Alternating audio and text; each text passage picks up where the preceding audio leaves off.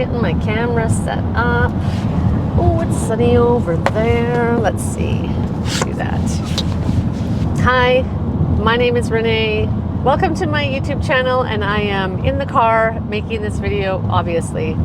I am driving right now in Saskatchewan. Most of you are probably not that familiar with Saskatchewan geography, but I am east of Saskatoon, not quite to Lanigan. We are on our way to Foam Lake for tonight.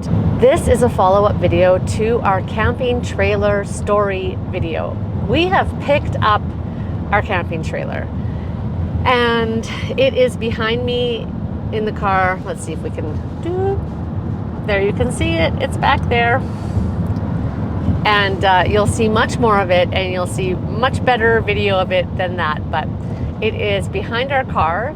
This is the first video I've done while towing the trailer. And just to be clear, in case it wasn't already, I am not driving. I am in the passenger seat. So I'm not driving and making this video.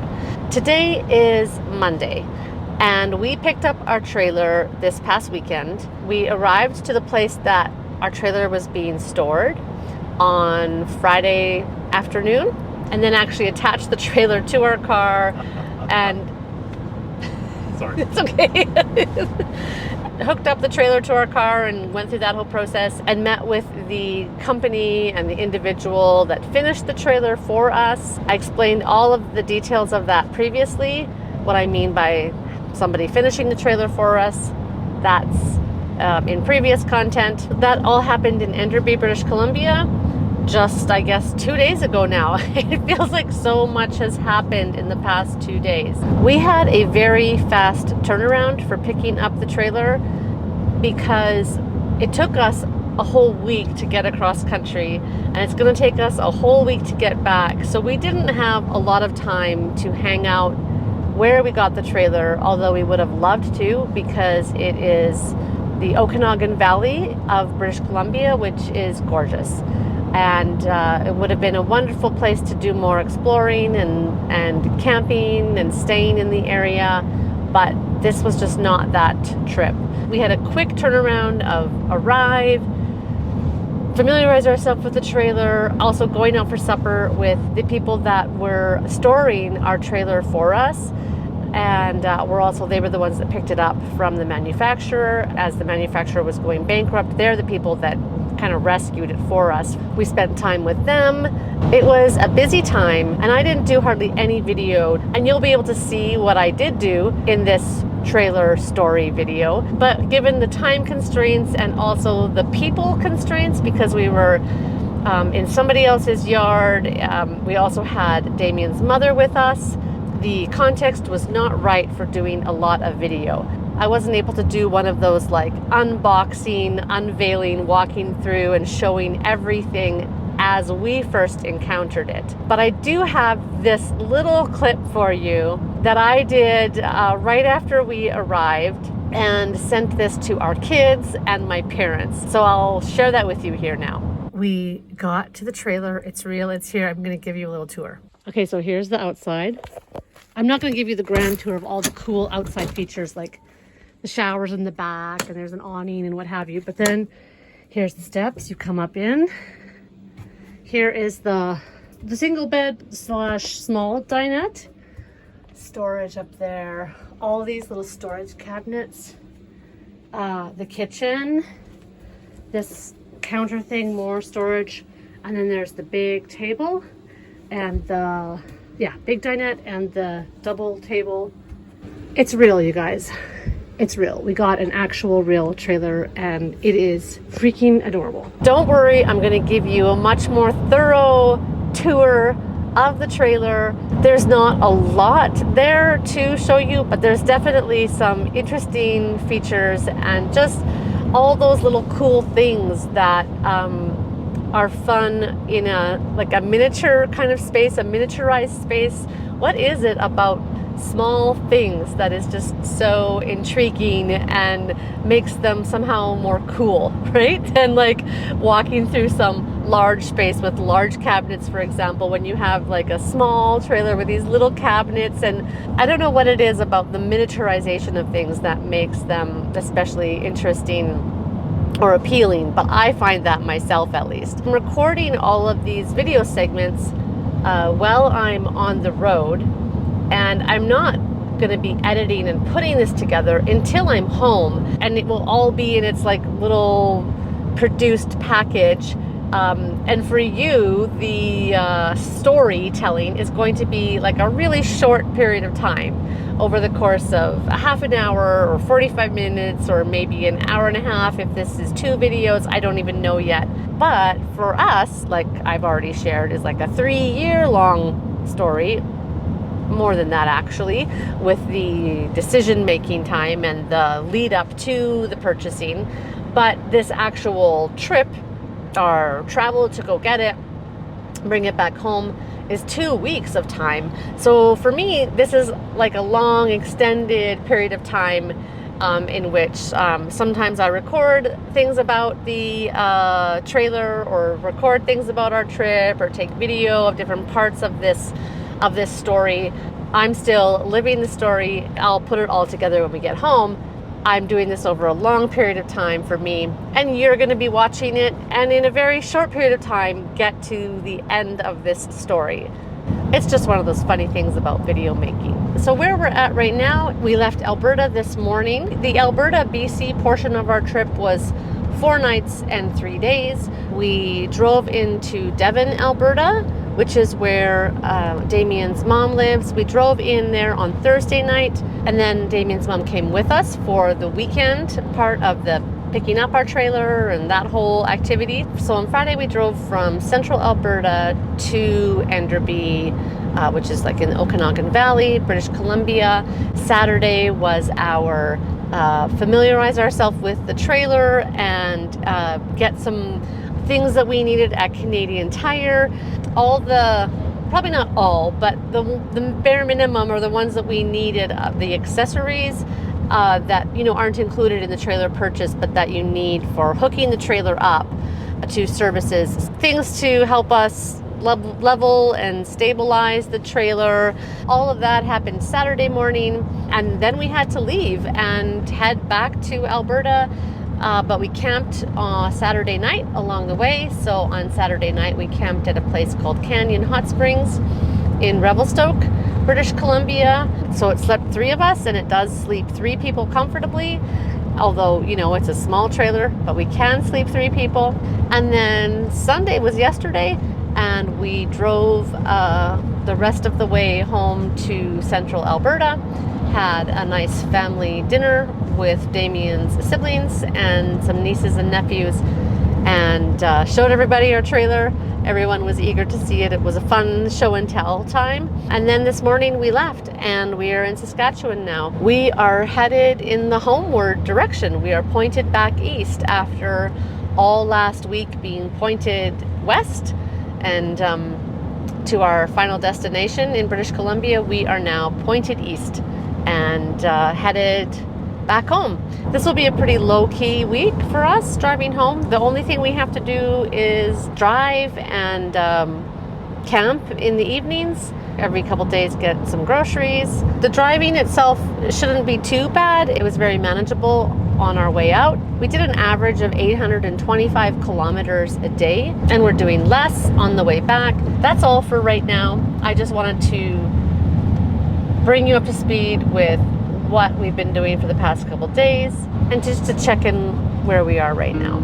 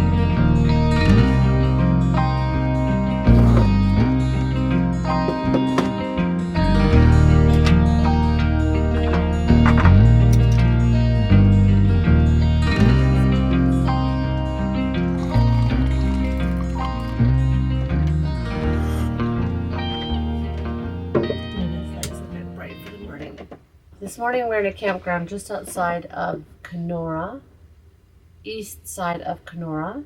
And tonight we are going to the east side of Terrace Bay, Ontario. Both these places are Ontario. And it is, I think it's called Nyes.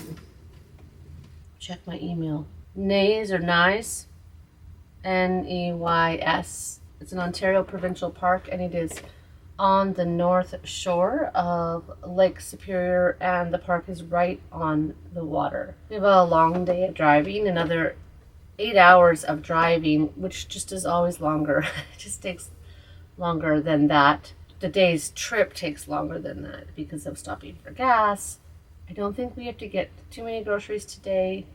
We need some more fresh fruit, so we did talk about that. We're out of our fruit. We're all out of our BC fruit.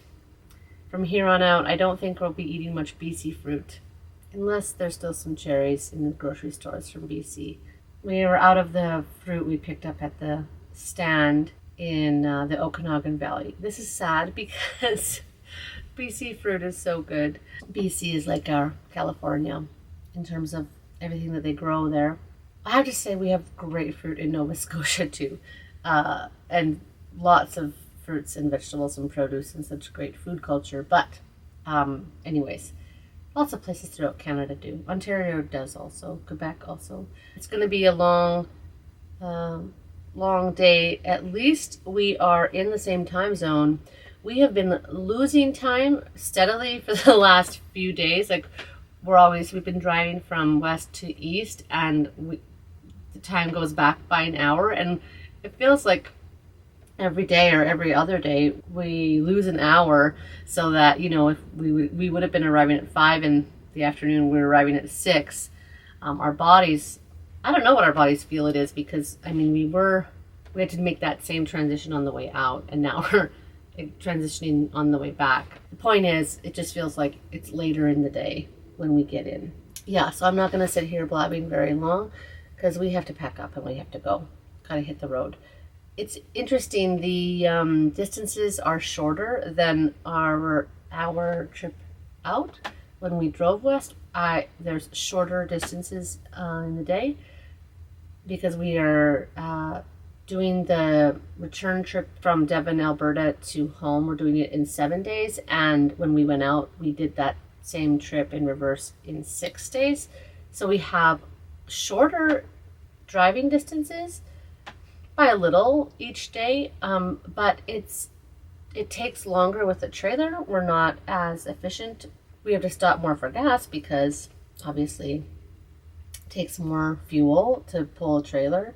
So there's just more stops, and also leaving a camper in the morning takes more effort than a motel in terms of just getting everything ready to go. The days feel more packed and busy this leg of the journey, and we are getting in later in the evening generally, and so really want to get out this morning at a good time and get into our next place, hopefully by 6 would be really nice, so we can enjoy the evening. Our campsite is not right on the beach. I think there's like a little path or something. I don't know.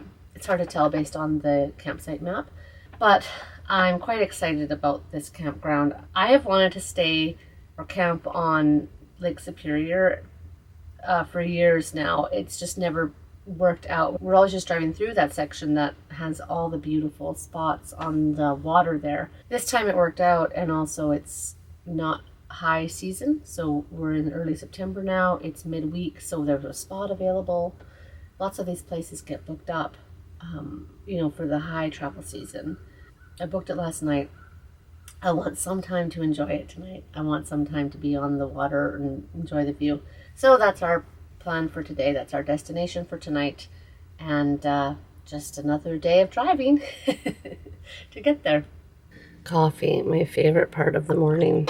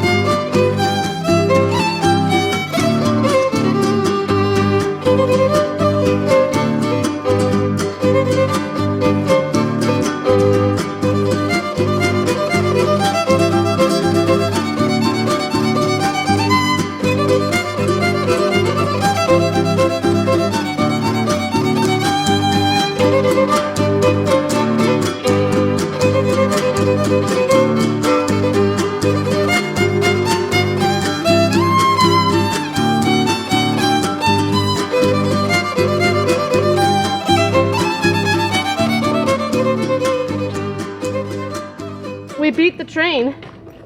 I wonder how long you have to wait if you're on the other side of the train tracks. Yeah.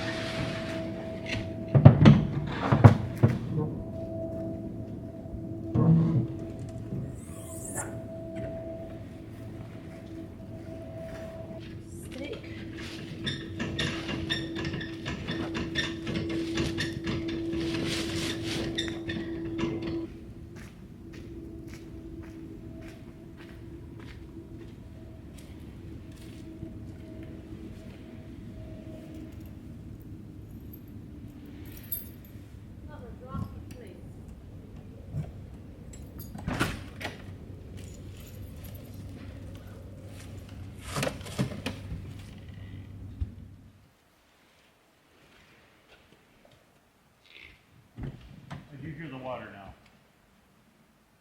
You're getting some water? No, I hear the water now. Okay.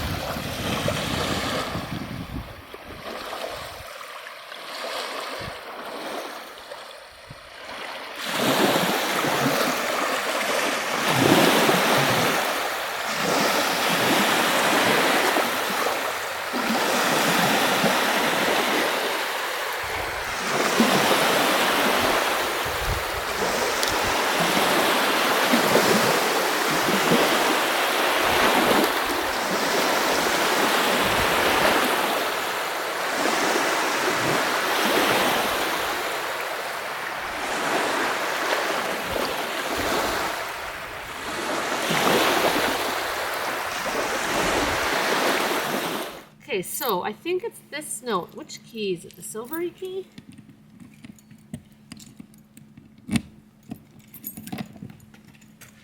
Let's see here. Brand new. I was down catching the sunrise. Well, I'm just gonna take off my pants. It doesn't matter. I was watching, no, it does matter because I'll be seen on video. I'll pull up my pants. Oh, Is the pump on? Yes, it must be, obviously. Okay.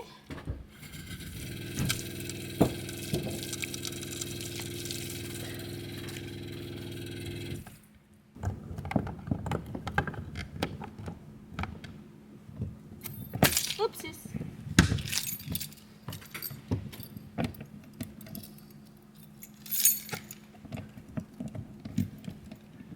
Okay, let's see here.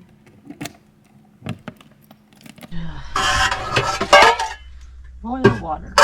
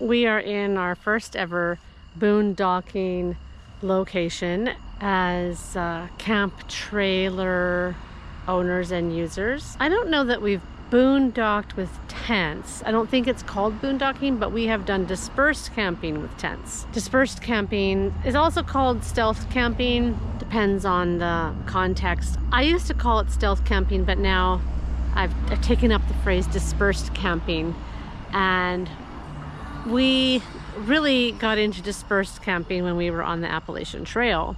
You can camp a lot of places on the Appalachian Trail and it's not considered dispersed or even stealth. It's like if you're within a certain distance from the trail or a certain part of the parks or whatever, it's just you can camp. And then other times you are camping more stealthily or like in places that you're not sure if you're actually allowed to camp there, but you there's no signs that say you can't, or you may be not sure of the regulations in that particular area. We have experience doing that with tenting. Bad experiences with that also. Everything turned out all right in the end, but I'm not going to get into that story today, and that might be on our video series from our Appalachian Trail hike. We have experience with dispersed tenting, camping in places that are not designated campsites. This is our first time setting up a trailer in a place that's not a designated campsite. So they call this boondocking. And we found this on a boondocking app, iOverlander, yes. Based on what I gather from the YouTube videos that I watch and people who have been doing van life or traveling around in camping trailers and buses and what have you, and do boondocking regularly, based on their experiences, it seems to me that it's getting harder to do this. There are more regulations in a lot of places than there used to be. I have no grid for what it's been like in the past. I do have a sense that it's getting trickier or harder as more people do it. This is our first time doing this. It will be interesting as the years go, how often we do this, what kind of places we find. I am up for the adventure of it all. I guess especially because I have experience with the dispersed tenting and tenting in questionable places. So some of the, I don't know, discomfort factor is less, or fear factor. And you know, in this case, if it turns out that we aren't allowed to be here, we can just pull away. However, there's a sign that says parking is allowed here for up to 48 hours. So we're not in an area, we wouldn't go in an area that says no parking. One of the conditions for me in finding a place is that there had to be a place to use the bathroom. It really depends on the context for that. I'm okay doing things in the woods if there's enough of a woods that you can do that in a sanitary way, and the area can support that kind of activity, and you're not going to be, like, I don't know, damaging the natural environment by doing that. In this case, having somewhere to go to the bathroom was a necessity, and this site has this great little porta potty. We weren't sure what to expect here, and because this is our first time doing this, we had a backup plan. Actually, we have a couple backup plans. One of our backup plans was the local Walmart, which we can park at, and you can use the toilets while the store is open during the opening hours. We're also close to the city of Montreal, and we could have driven into the city, parked on the street where our daughter's boyfriend lives. There's more street parking available there, and we would have had access to the bathrooms at his place. That was kind of a last minute plan, and we weren't counting on being in Montreal tonight. We're pretty close to the city, but in our travel plans, we had not planned to go all the way into Montreal tonight, which is where our 3 kids live. We will see them tomorrow for a late breakfast, but we didn't make plans to stay with any of them tonight, in part because parking our car and the trailer on the streets by where they live would be difficult. And also we just weren't entirely sure what time we would be arriving tonight and driving into the city and all of that. So anyways, we are staying outside of the city, and we'll see the kids tomorrow. And we are in our first ever boondocking location, and it's really lovely here. Fairly quiet residential area with walking paths, and not by any major highways or anything like that. Wanted to capture this kind of first time experience on our inaugural road trip with our trailer.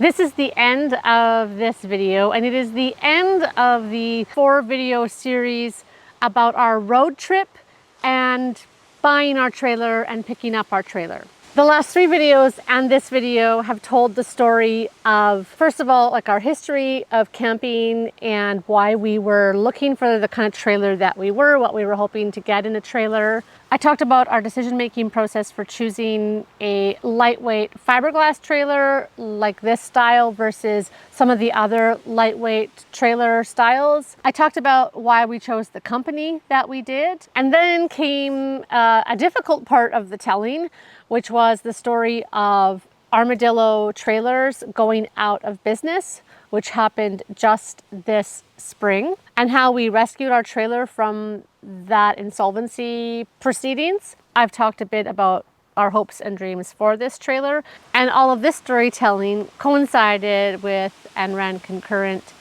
to the road trip across country to pick up our trailer in British Columbia.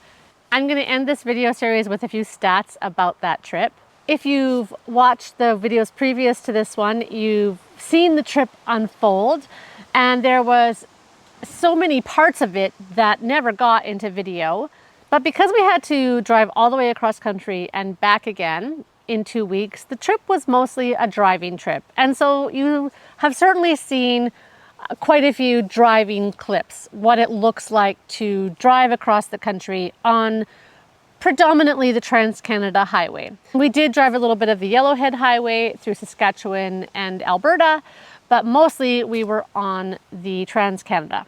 I have a printout here of the spreadsheet that I prepared in advance of our trip, and then also updated during and after our trip with actual names of towns that we stayed in and the Google Maps distance between the stops on our trip. So I'm just going to reference this and tell you a few things about our trip. Our total distance, according to Google Maps, based on plotting from point A to point B every day, the cumulative total of those kilometers was 11,705 kilometers. That number does not account for going to the grocery store, getting gas, any kind of side trips or driving around the places that we did stay, which mostly applies to when we stayed in Devon, Alberta, and then also when we arrived in Enderby. We did a little bit of driving around that area, like going out for supper, and the next day driving to get some things for the trailer and whatnot. So those would add up to a few more, probably a couple 100, I don't know, at least 100 kilometers more. We drove very close to 12,000 kilometers on this trip. It was a significant undertaking to pick up our trailer and get it back home. We took 7 days to get from our house in Nova Scotia to our destination in Enderby, British Columbia. And the average driving distance of those days was 836 kilometers. For our return trip to Nova Scotia, we did that in 9 days. One of those was a shortened driving day. It was the day when we drove from Enderby to Revelstoke, so that was only like 150 kilometers or so. And then the remaining 8 days had slightly shorter distances than the distances that we drove per day on our way out. We planned the trip this way to give us a little bit of wiggle room of time around picking up the trailer and a little bit of time spent with Damien's family in Devon, Alberta, and then a little bit of time spent with our kids in Montreal. And when I mean a little bit, it was just very short. It was like a couple hours where we took everybody out for breakfast and then took them shopping at this pop-up farmer's market in the courtyard next to the restaurant where we had breakfast. And it was like maybe 3 hours max that we were able to spend with them. Giving ourselves 9 days to go from Okanagan Valley, British Columbia to the south shore of Nova Scotia gave us a little bit of time for these different activities, but mostly it was a driving trip. And I'm really happy to report that it was uneventful. No accidents or near accidents, no flat tires, nothing crazy or weird happened with the car or the trailer. I mean, it was really a gift of a trip that way. We got out there safely and we got home safely, and I'm so grateful for that. Driving west to get our trailers, we stayed in 5 motels, 1 in Quebec, and then we were in Ontario for 3 nights. Ontario is very big. Then a night in Saskatchewan, and then we spent a night in Devon, Alberta. The next day drove to Okanagan Valley, spent a night there. The next day drove to Revelstoke, and that was the 8th day of our trip. And that was our first night camping in the trailer, and that's when we camped with Damien's mom. And then the next night, which was day 9, we were in Devon again, staying with family. And then the next 1, 2, 3, 4, 5, 6 nights of the trip, we were in the trailer because we had our accommodations with us. 5 of those were at campgrounds, and then we had the one boondocking experience in Vaudreuil-Dorion in Quebec, just outside of Montreal. This wraps up the Getting the Trailer and Road Trip video series, but I haven't yet given you the official tour of the trailer. This video is long enough, so I'm not putting it in this video, but it is coming up next. If you want to be here for that tour, you can subscribe to my channel. You can also sign up for notifications, all those things. Thanks so much for watching. I will see you soon in the next video where we take a peek inside the trailer. See you then.